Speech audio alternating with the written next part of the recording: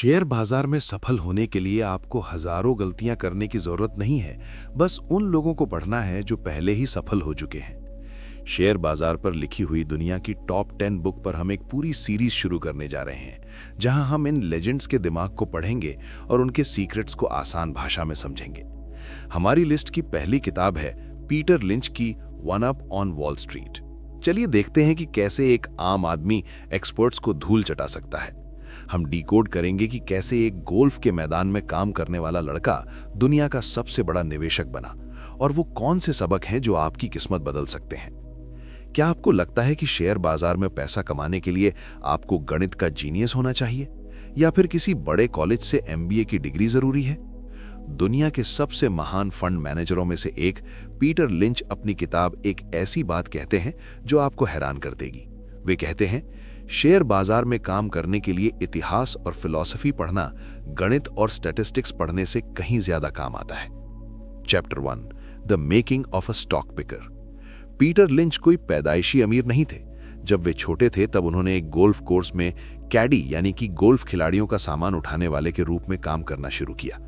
वहां वे बड़े बड़े कंपनियों के CEO और अमीर लोगों का सामान उठाते थे। जब वे गोल्फ खेलते तो आपस में बिजनेस और शेयरों की बातें करते। पीटर उन बातों को चुपचाप सुनते और समझते थे।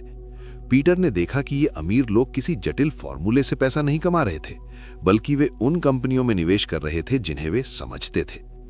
उनका पहला अनुभव यह था कि पैसा कमाने के लिए आपको आसमान से गिरने वाली किसी टिप की जरूरत नहीं है, बल्कि अपनी आंखें और कान खुले रखने की जरूरत है।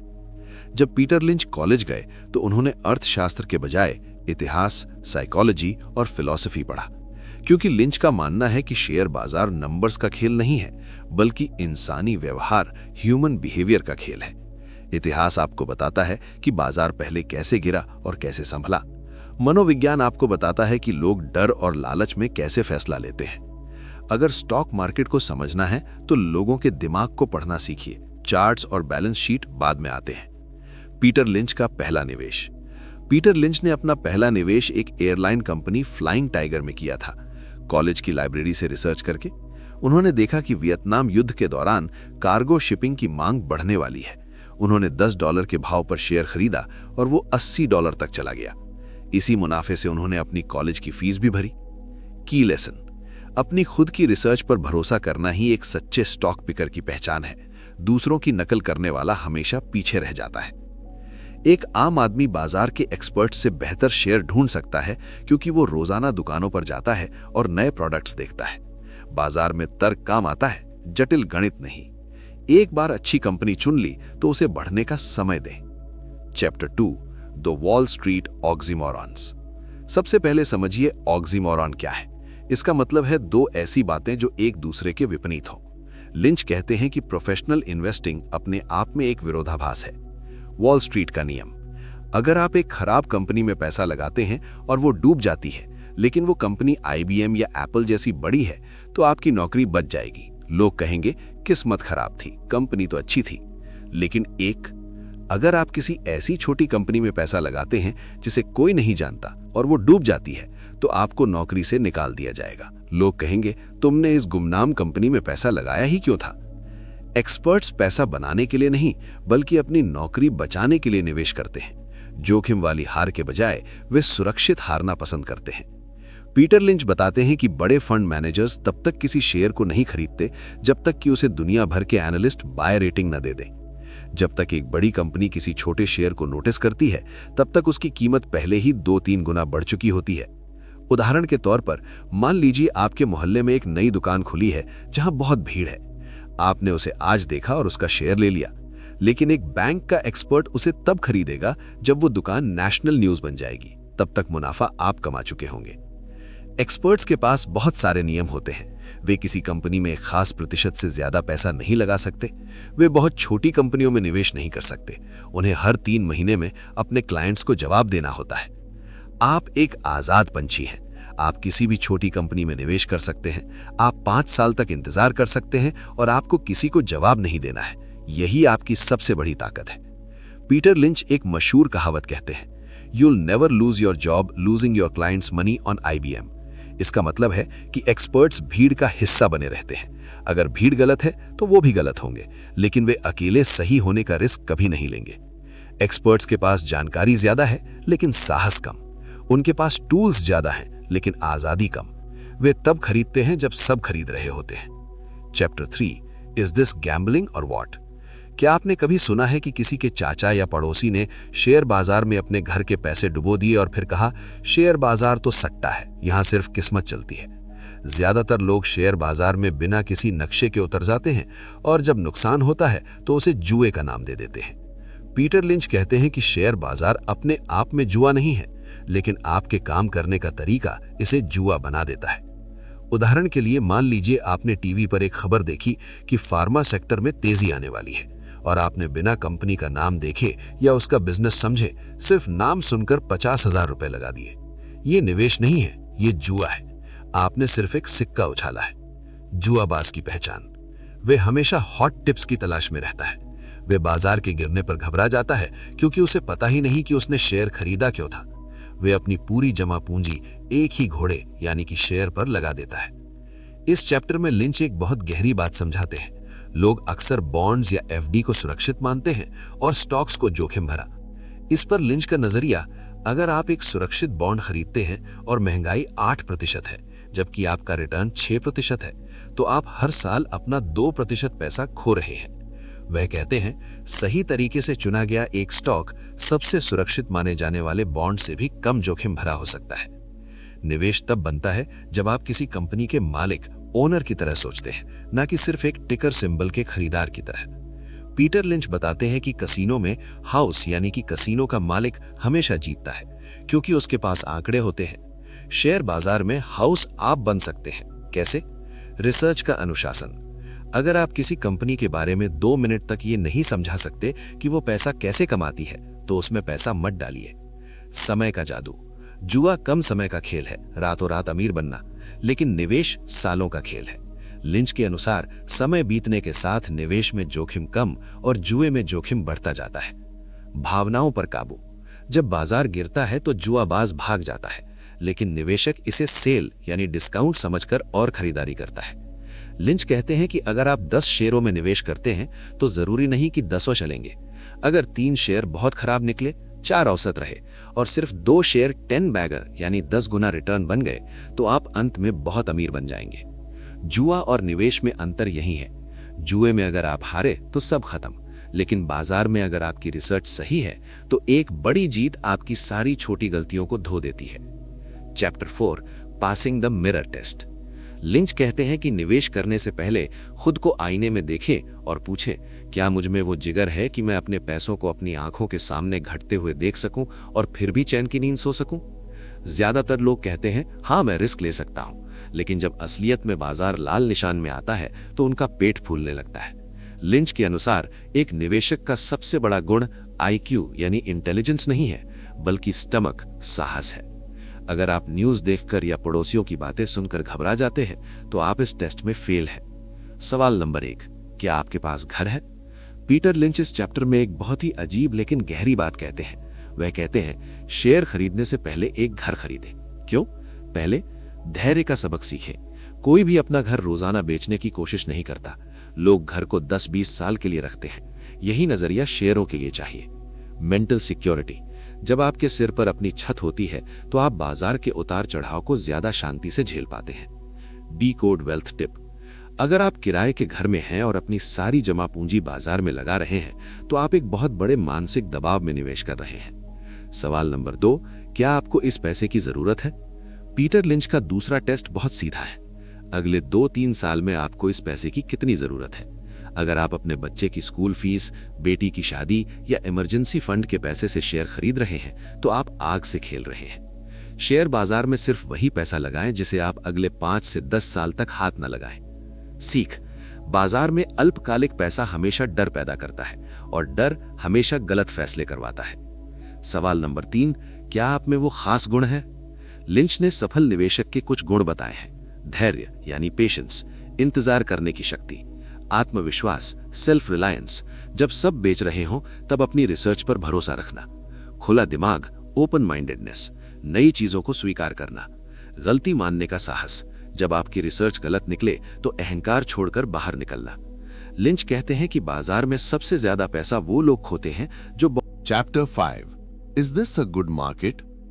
पीटर लिंच बताते हैं कि हजारों एक्सपर्ट्स दिन रात डेटा देखते हैं, लेकिन फिर भी कोई नहीं बता पाता कि कल बाजार कहां जाएगा।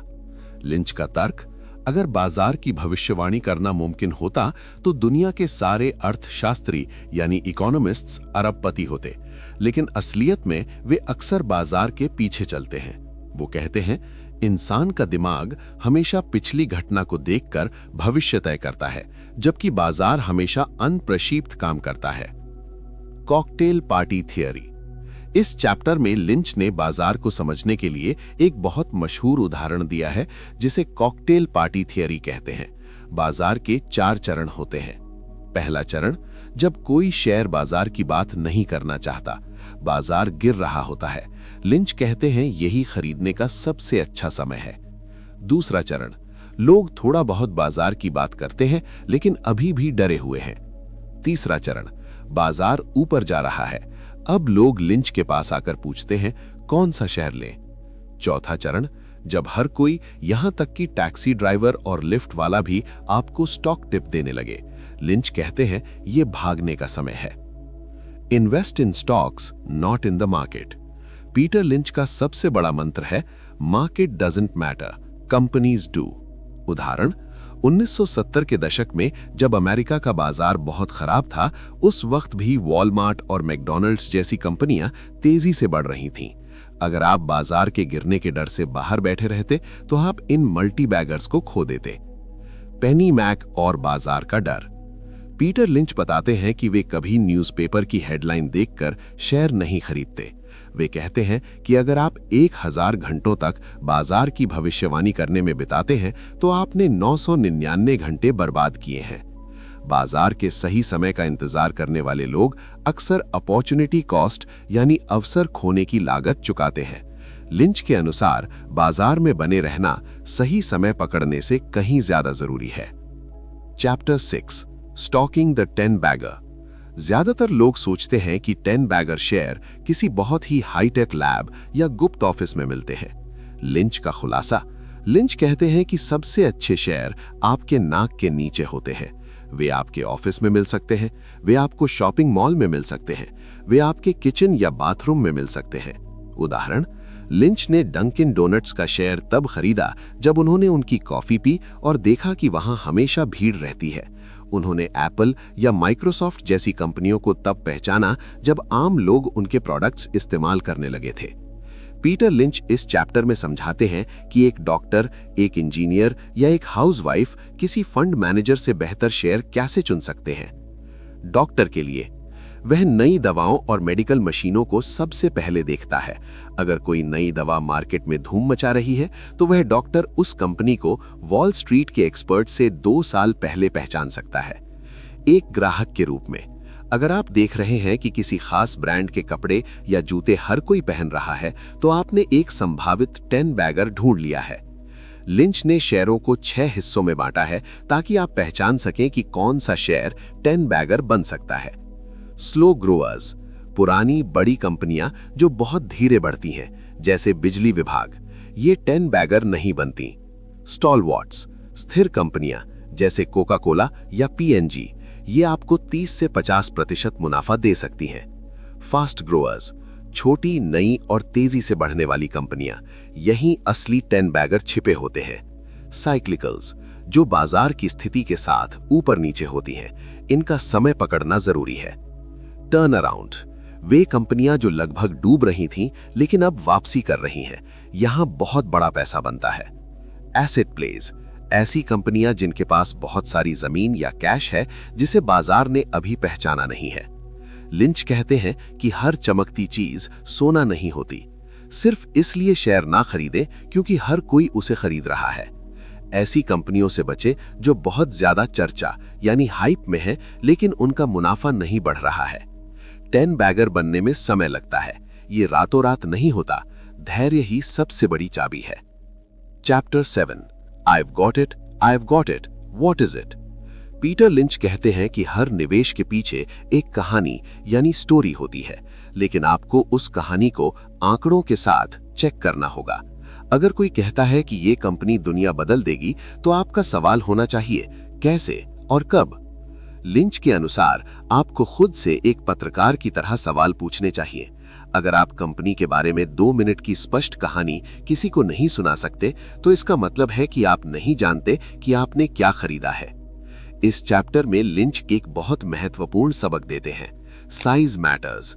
अगर कोई बहुत बड़ी कंपनी जैसे एप्पल या रिलायंस एक नया प्रोडक्ट लॉन्च करती है, तो हो सकता है उसका असर उनके मुनाफे पर बहुत कम पड़े। लेकिन अगर वही प्रोडक्ट कोई छोटी कंपनी लॉन्च करे, तो वह शेयर 10 बैगर बन सकता है। लिंच का नियम, बड़ी कंपनियों में बड़े मुनाफे की उम्मीद कम होती है। अगर आप बहुत बड़ा रिटर्न चाहते हैं, तो उन छोटी कंपनियों को देखें जिनके पास बढ़ने के लिए पूरा आसमान खाली है।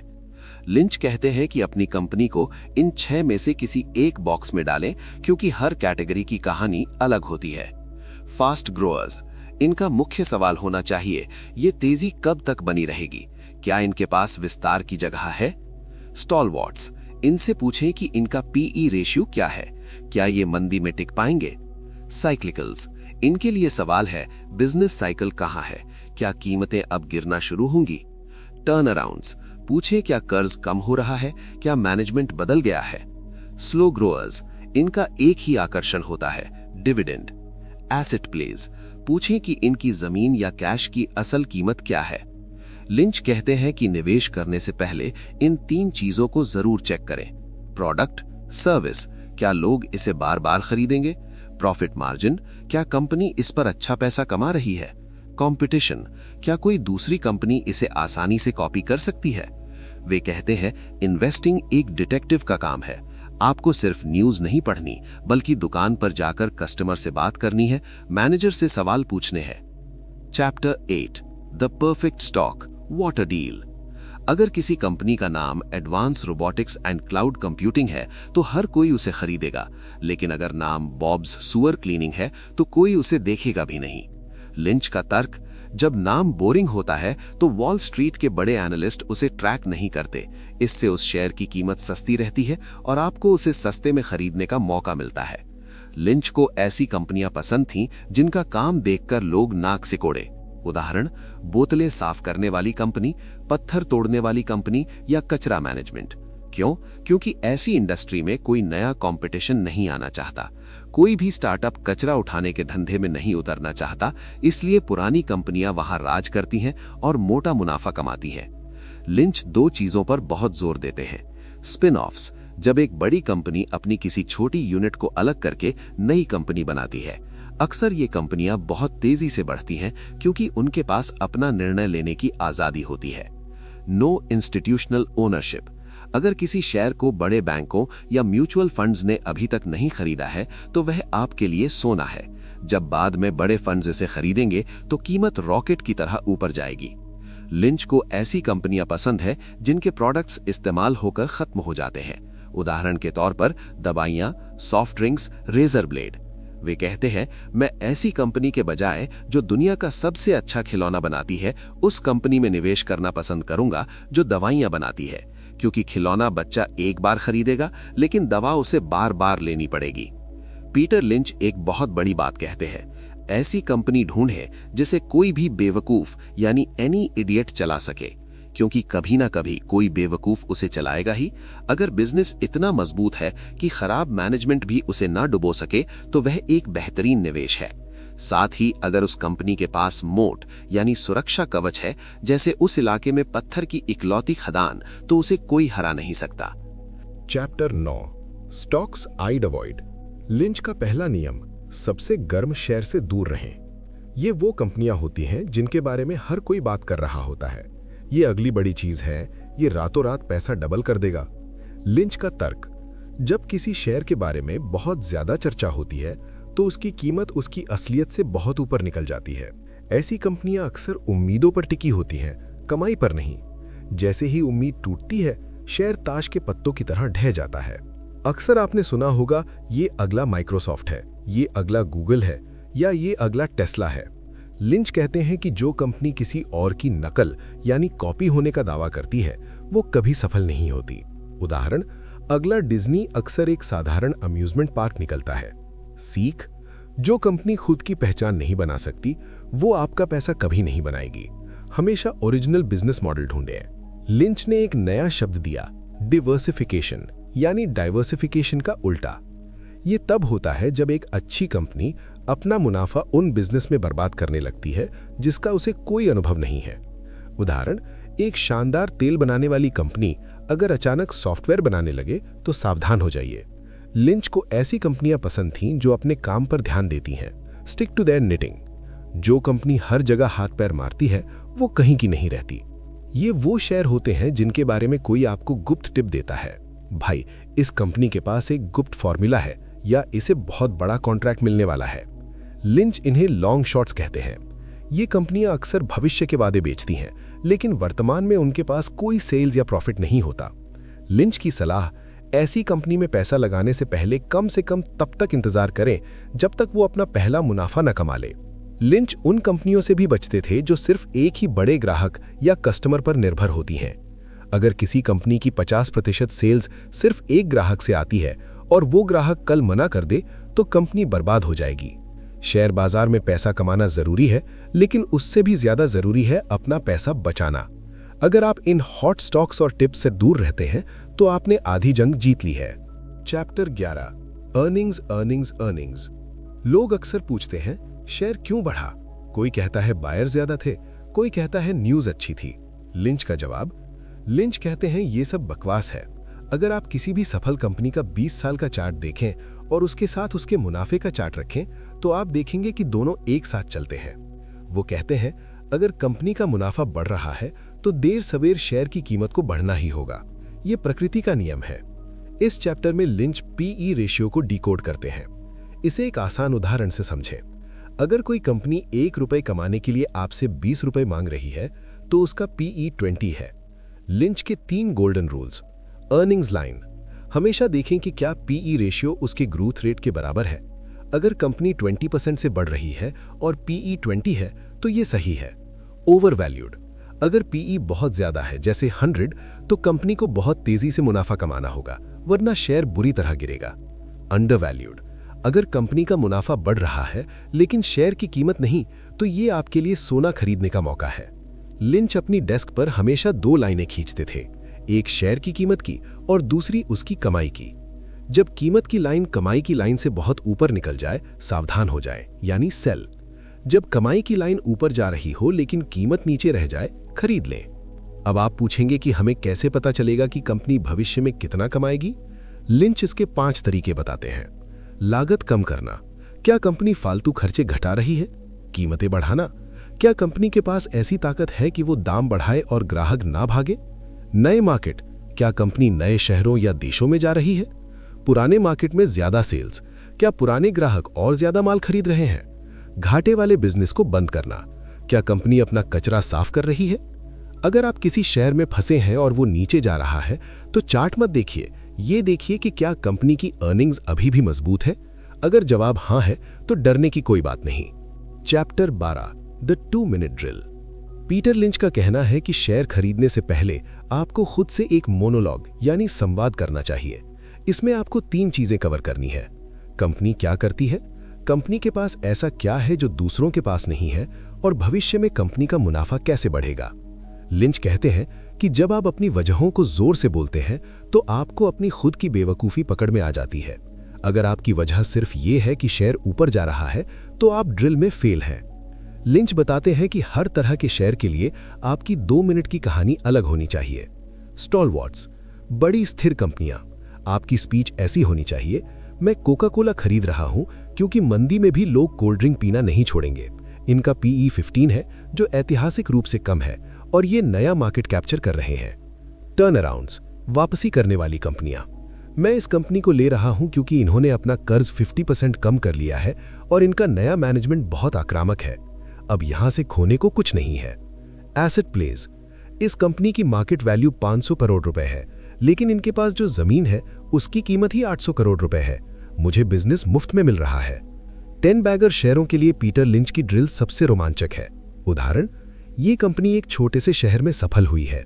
अब ये अगले साल 20 नए शहरों में अपनी फ्रेंचाइजी खोल रहे हैं। इनके पास कैश बहुत है और इनका कोई कॉम्पिटिटर नहीं है। अगर ये सफल हुए तो ये शेयर 10 गुना हो सकता है। लिंच कहते हैं कि आपको विस्तार की संभावनाओं पर ध्यान देना चाहिए। अगर कहानी में ग्रोथ का रास्ता साफ नहीं है तो वो ड्रिल फेल है। ड्रिल सिर्फ खरीदने के लिए नहीं, हर 3 महीने में यानी क्वार्टरली रिजल्ट्स के बाद आपको आईने के सामने फिर खड़ा होना है। क्या आपकी पुरानी कहानी अभी भी सच है? क्या कंपनी ने वो किया जो आपने सोचा था? अगर कहानी बदल गई है, जैसे कंपनी ने अपना कर्ज नहीं घटाया या नए स्टोर फेल हो गए, तो आपको अपनी भावनाओं को छोड़कर शेयर से बाहर निकल जाना चाहिए। बिना कहानी के निवेश करना अंधेरे में तीर चलाने जैसा है। Chapter 13, getting the facts. Peter lynch का सबसे बड़ा हथियार था सीधा संपर्क। वो कहते हैं कि निवेशकों को कंपनी के इन्वेस्टर रिलेशंस डिपार्टमेंट को फोन करने से हिचकना नहीं चाहिए। क्या पूछें? लिंच सिखाते हैं कि आपको ये नहीं पूछना आपका शेयर कब बढ़ेगा, वो खुद नहीं जानते। इसके बजाय पूछें, इस साल आपके बिजनेस के लिए सबसे बड़ी चुनौती क्या है? आपका सबसे बड़ा कॉम्पिटिटर कौन है और वो आपसे बेहतर क्या कर रहा है? अगले साल आप अपनी लागत कैसे कम करने वाले हैं? लिंच कहते हैं कि ऑफिस में बैठकर रिसर्च नहीं होती, आपको बाहर जाना होगा। अगर आप किसी रिटेल स्टोर जैसे डी-मार्ट या ट्रेंट में निवेश करना चाहते हैं तो वहां जाकर लाइन देखें। पार्किंग कितनी भरी हुई है? सेल्समैन खुश हैं या थके हुए? क्या लोग सामान वापस कर रहे हैं या झोले भर भर के ले जा रहे हैं? सीख, जो जानकारी आपको एक सेल्समैन या कस्टमर दे सकता है वो दुनिया का कोई भी चार्ट नहीं दे सकता। लिंच कहते हैं कि पूरी 200 पेज की रिपोर्ट पढ़ने की जरूरत नहीं है, बस ये 3 चीजें देखें। द नंबर्स, क्या कैश बढ़ रहा है और कर्ज कम हो रहा है?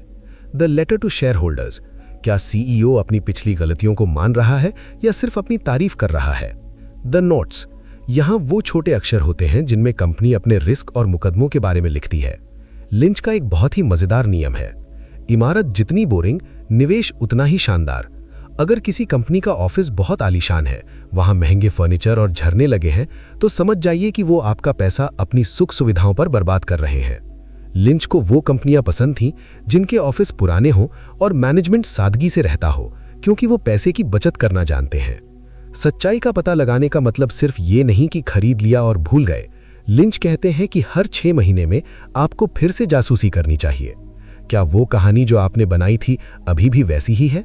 अगर कंपनी ने कहा था कि वो 10 नए स्टोर खोलेंगे, तो क्या उन्होंने खोले? अगर नहीं, तो क्यों? असली जानकारी कागजों से ज्यादा अनुभव में मिलती है। Chapter 13, some famous numbers. अगर कोई बड़ी कंपनी एक नया जादुई प्रोडक्ट लॉन्च करती है तो जोश में आकर शेयर मत खरीदिए। पहले ये देखिए कि उस प्रोडक्ट का कंपनी की कुल सेल्स में कितना हिस्सा है। उदाहरण, अगर 1 लाख करोड़ वाली कंपनी एक ऐसा प्रोडक्ट लाती है जिससे 100 करोड़ की सेल होगी तो उसका शेयर पर कोई असर नहीं पड़ेगा। लेकिन अगर 500 करोड़ वाली कंपनी वही प्रोडक्ट लाए तो शेयर 10 गुना हो सकता है। नंबर 1, हमेशा देखें कि नया ग्रोथ इंजन कुल सेल्स का कितना प्रतिशत है। लिंच पीई को देखने का एक अनोखा तरीका बताते हैं। नियम, किसी भी कंपनी का पीई उसके ग्रोथ रेट से ज्यादा नहीं होना चाहिए। अगर कंपनी 20% की रफ्तार से बढ़ रही है और पीई 15 है तो यह सस्ता है। अगर कंपनी सिर्फ 5% से बढ़ रही है और पीई 30 है तो वो बहुत महंगा और खतरनाक है। लिंच का गुरु मंत्र, पीई रेशियो को एक बैंक के ब्याज की तरह देखें। लिंच को वो कंपनियां बहुत पसंद थीं जिनके पास बहुत सारा नेट कैश हो। कैश को डिकोड करें, कंपनी के कुल कैश में से उसका पूरा कर्जा घटा दें। जो बचता है वो असली पैसा है। उदाहरण, फोर्ड के पास एक समय इतना कैश था कि अगर आप शेयर खरीदते तो आपको कंपनी का बिजनेस लगभग मुफ्त में मिल रहा था। नंबर 2, हमेशा कंपनी के कैश पर शेयर की गणना करें। लिंच कहते हैं कि कर्जा ही वो चीज है जो कंपनी को दिवालिया बनाती है। इक्विटी वर्सेस डेट, हमेशा देखें कि कंपनी के पास खुद का पैसा कितना है और उधार कितना। Bank debt versus bond debt, bank का कर्जा खतरनाक होता है क्योंकि बैंक कभी भी पैसा वापस मांग सकता है। बॉन्ड का कर्जा थोड़ा बेहतर है क्योंकि उसके लिए समय मिलता है। नंबर 3, कर्ज मुक्त कंपनियां मंदी में भी चैन की नींद सुलाती हैं। लिंच कहते हैं कि जो कंपनियां डिविडेंड देती हैं वे अक्सर अनुशासन में रहती हैं, लेकिन बहुत ज्यादा डिविडेंड देने वाली कंपनियां कभी फास्ट ग्रोअर्स नहीं बन पाती। बुक वैल्यू, ये अक्सर धोखा देती है। लिंच चेतावनी देते हैं कि कागज पर किसी फैक्ट्री की कीमत 100 करोड़ रुपए हो सकती है, लेकिन अगर उसे बेचने जाए तो शायद 10 करोड़ रुपए भी ना मिले। नंबर 4, हमेशा हिडन एसेट्स की तलाश करें जिसकी बुक वैल्यू कम हो लेकिन असली कीमत बहुत ज्यादा। नंबर्स से डरे नहीं, उन्हें अपनी ढाल बनाएं। पीई, कैश, डेट और ग्रोथ, ये 4 पिलर ही आपको एक सफल निवेशक बनाएंगे। Chapter 15, the final checklist. चाहे कंपनी किसी भी कैटेगरी की हो, लिंच ये 3 चीजें सबसे पहले देखते थे। पीई रेशियो, क्या ये कंपनी के इतिहास और इंडस्ट्री के औसत से कम है या ज्यादा? इंस्टीट्यूशनल ओनरशिप, क्या बड़े फंड्स ने अभी तक इसे नहीं खरीदा है? जितने कम एक्सपर्ट्स उतना बड़ा मौका। इनसाइडर बाइंग, क्या कंपनी के मालिक और मैनेजर खुद अपने पैसे से शेयर खरीद रहे हैं? अगर हां, तो ये सबसे बड़ा पॉजिटिव सिग्नल है। लिंच कहते हैं कि हर शेयर का अपना स्वभाव होता है, इसलिए चेकलिस्ट भी अलग अलग होनी चाहिए। ए, स्टॉलवर्ट्स के लिए, क्या आप इन्हें तब खरीद रहे हैं जब इनका पीई ऐतिहासिक रूप से कम है? क्या कंपनी के पास मंदी से लड़ने के लिए पर्याप्त कैश है? बी, फास्ट ग्रोअर्स के लिए, क्या कंपनी का बिजनेस मॉडल दूसरे शहरों में भी काम कर रहा है? क्या इनकी ग्रोथ अभी भी 20 से 25% बनी हुई है? सावधान रहें अगर ग्रोथ 50% से ज्यादा है, क्योंकि ये टिकती नहीं है। सी, साइक्लिकल्स के लिए, क्या चीजों की कीमतें अब बढ़ना शुरू हुई हैं या गिरना? क्या इन्वेंट्री यानी बिना बिका माल कम हो रहा है? डी, टर्न अराउंड्स के लिए, क्या कंपनी के पास इतना कैश है कि वो अगले 2 साल तक घाटा झेल सके? क्या वे अपने सबसे खराब यूनिट्स को बेच रहे हैं? लिंच चाहते हैं कि आप खुद से ये 2 कड़वे सवाल पूछें। What if I am wrong? अगर मैं गलत हुआ तो? अगर ये शेयर कल 25% गिर जाए तो क्या आप और खरीदेंगे या डर के मारे बेच देंगे? अगर आप बेच देंगे तो आज मत खरीदिए। How much is the debt? कर्जा कितना है? लिंच बार बार कहते हैं कर्ज मुक्त कंपनियां कभी दिवालिया नहीं होती। लिंच एक सीक्रेट कैलकुलेशन बताते हैं। अगर किसी कंपनी के पास बहुत सारा कैश है तो उसे शेयर की कीमत से घटा दें और फिर पीई निकालें।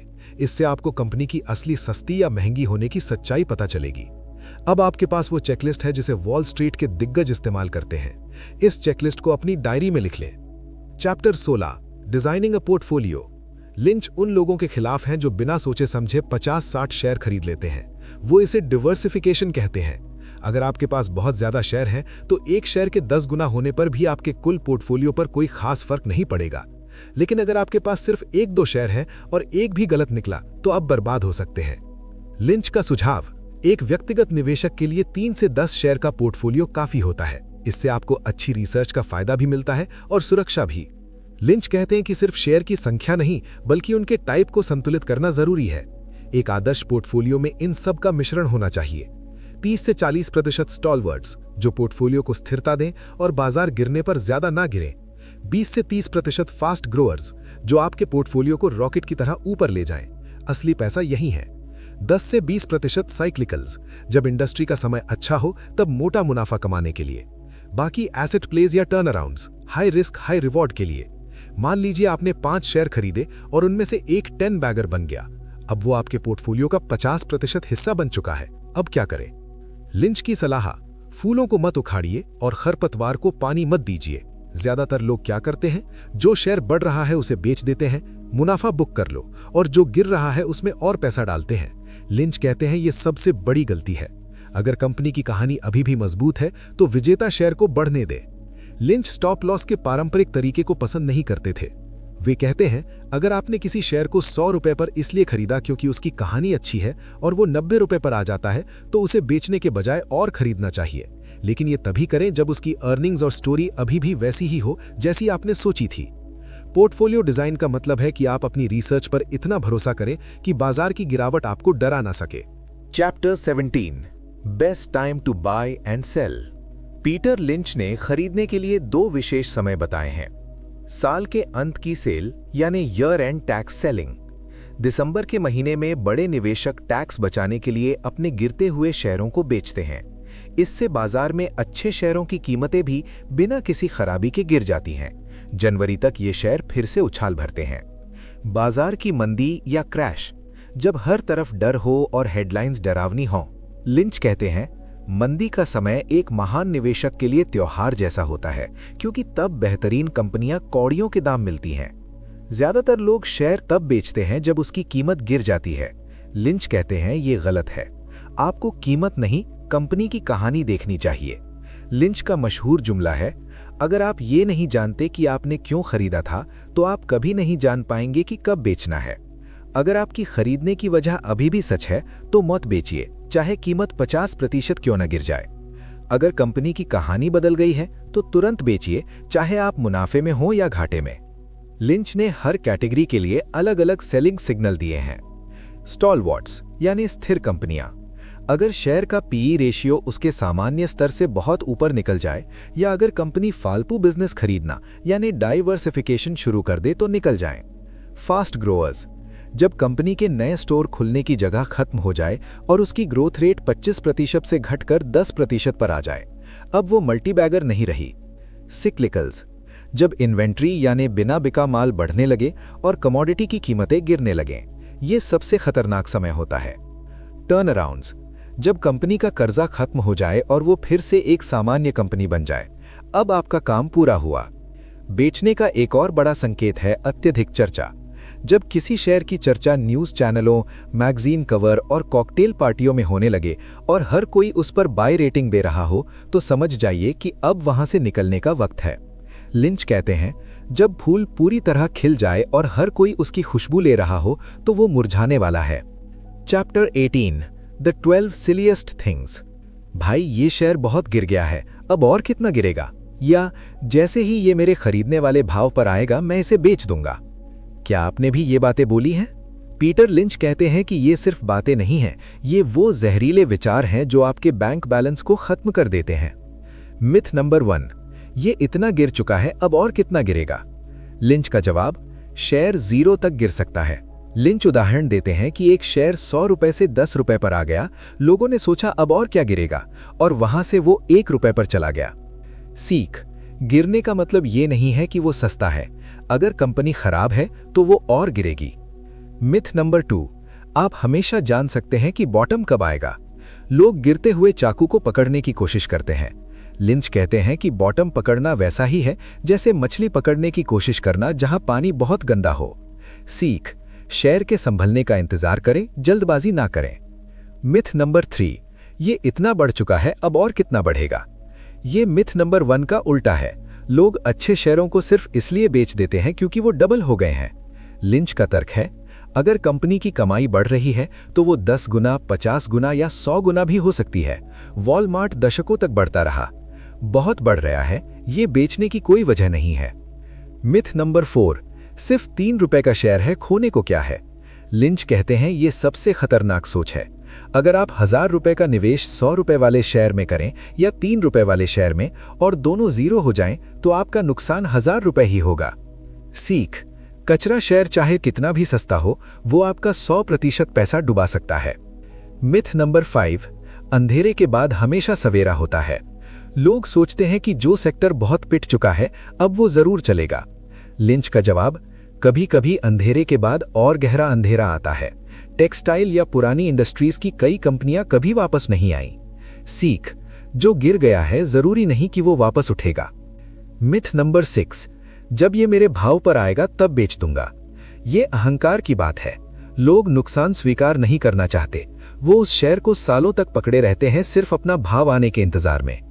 लिंच की सलाह, बाजार को नहीं पता कि आपने किस भाव पर खरीदा है। अगर शेयर खराब है तो उसे अभी बेचें और उस पैसे को किसी अच्छी कंपनी में लगाएं। बाकी कुछ मुख्य मिथक। मुझसे ये मौका छूट गया, अब दूसरा ढूंढता हूं। लोग अगला रिलायंस ढूंढने के चक्कर में कचरा खरीद लेते हैं। शेयर बढ़ रहा है तो मैं सही हूं, जरूरी नहीं, शायद बाजार में तेजी है इसलिए वो बढ़ रहा है। चिंता मत करो, ये एक कंजर्वेटिव शेयर है। कोई भी शेयर पूरी तरह सुरक्षित नहीं होता, बाजार बदल सकता है। शेयर बाजार में आपकी सफलता इस बात पर निर्भर करती है कि आप इन बेवकूफी भरी बातों से कितना दूर रहते हैं। तथ्यों पर यकीन करें, कहानियों पर नहीं। Chapter 20 options, futures and shorts. Lynch options को एक बहुत ही खराब सौदा मानते हैं। क्यों? Time DK. शेयर में आप कंपनी के मालिक बनते हैं और आप जितना चाहे इंतजार कर सकते हैं, लेकिन ऑप्शंस की एक एक्सपायरी डेट होती है। लिंच का तर्क है, अगर आप सही कंपनी भी चुन लें लेकिन वो उस खास तारीख तक नहीं बढ़ी तो आपका पूरा पैसा 0 हो जाएगा। सीख, ऑप्शंस में आपको न केवल सही शेयर चुनना होता है बल्कि सही समय भी चुनना होता है, और समय को कोई भी कंट्रोल नहीं कर सकता। लिंच फ्यूचर्स के बारे में कहते हैं कि यहां लेवरेज का खेल इतना बड़ा है कि एक छोटी सी गलती आपको सड़क पर ला सकती है। यहां आप अपनी औकात से 10 गुना ज्यादा का सौदा करते हैं। अगर बाजार आपकी दिशा के विपरीत थोड़ा सा भी गया तो आपका पूरा मार्जिन पैसा खत्म हो जाएगा। लिंच की राय, एक आम आदमी के लिए फ्यूचर्स में ट्रेड करना वैसा ही है जैसे डायनामाइट के साथ खेलना। शॉर्ट सेलिंग का मतलब है वो चीज बेचना जो आपके पास नहीं है, इस उम्मीद में कि कीमत गिरेगी। लिंच की वार्निंग, अगर आप शेयर खरीदते हैं तो आपका अधिकतम नुकसान 100% हो सकता है, यानी पैसा जीरो हो जाना। लेकिन अगर आप शॉर्ट करते हैं तो आपका नुकसान अनलिमिटेड यानी अनंत हो सकता है, क्योंकि शेयर की कीमत कहीं भी जा सकती है। वो कहते हैं, इतिहास गवाह है कि कई बार सबसे खराब कंपनियों के शेयर भी बिना किसी वजह से अचानक उछल जाते हैं और शॉर्ट सेलर्स को बर्बाद कर देते हैं। लिंच कहते हैं कि इंसान का स्वभाव उसे जल्दी पैसा की ओर खींचता है। लोग मेहनत करके 20% सालाना नहीं कमाना चाहते, वो किस्मत आजमाकर एक दिन में 100% कमाना चाहते हैं। Chapter 20, 50,000 French man can be wrong. Lynch बताते हैं कि बड़े फंड मैनेजर और एनालिस्ट अक्सर एक दूसरे की नकल करते हैं। अगर एक बड़ा बैंक किसी शेयर को बेचता है तो बाकी सब भी उसे बेचने लगते हैं, क्योंकि वो सुरक्षित महसूस करना चाहते हैं। लिंच कहते हैं, गलत होने पर भी अगर आप भीड़ के साथ हैं तो आपकी नौकरी बच जाती है, लेकिन अगर आप अकेले सही होने की कोशिश करें तो आप जोखिम में होते हैं। सीख, सिर्फ इसलिए किसी शेयर को कम मत आंकिए क्योंकि बड़े संस्थानों ने उसे नहीं खरीदा है। एक सफल निवेशक वो है जो तब खरीदता है जब लोग डर के मारे रो रहे हों, और तब बेचता है जब लोग खुशी से नाच रहे हों। लिंच याद दिलाते हैं कि इतिहास में सबसे अच्छे मौके तब आए जब बाजार के बारे में आम सहमति सबसे ज्यादा निराशावादी थी। जब हर कोई कह रहा हो कि इकॉनमी खत्म हो गई है, वही समय है उन 10 बैगर कंपनियों को ढूंढने का। लिंच कहते हैं कि कुछ सबसे बेहतरीन निवेश उन क्षेत्रों में मिलते हैं जिन्हें वॉल स्ट्रीट बोरिंग या पुराना समझकर इग्नोर कर देता है। जब हर कोई हाई टेक की बात कर रहा हो, तब आप लो टेक कंपनियां जैसे होटल, मोटेल या पार्ट्स बनाने वाली कंपनियों को देखें।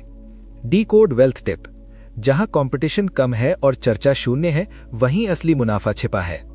इस आखिरी चैप्टर में लिंच अपनी पूरी फिलॉसफी को समेट देते हैं। अपनी आंखें खुली रखें, आपके घर और ऑफिस के पास ही मल्टी बैगर्स हैं। बाजार की भविष्यवाणी ना करें, किसी को नहीं पता बाजार कहां जाएगा, बस अच्छी कंपनियां चुनें। अर्निंग्स पर नजर रखें, अंत में मुनाफा ही शेयर की कीमत तय करता है। धैर्य रखें, एक पेड़ को उगने में समय लगता है, वैसे ही 10 बैगर बनने में सालों लगते हैं। भीड़ से अलग सोचें, अगर आप वही करेंगे जो सब कर रहे हैं तो आपको वही मिलेगा जो सबको मिल रहा है। दोस्तों, पीटर लिंच ने हमें सिखाया कि निवेश कोई रॉकेट साइंस नहीं है, ये कॉमन सेंस, थोड़ी सी रिसर्च और बहुत सारा अनुशासन है।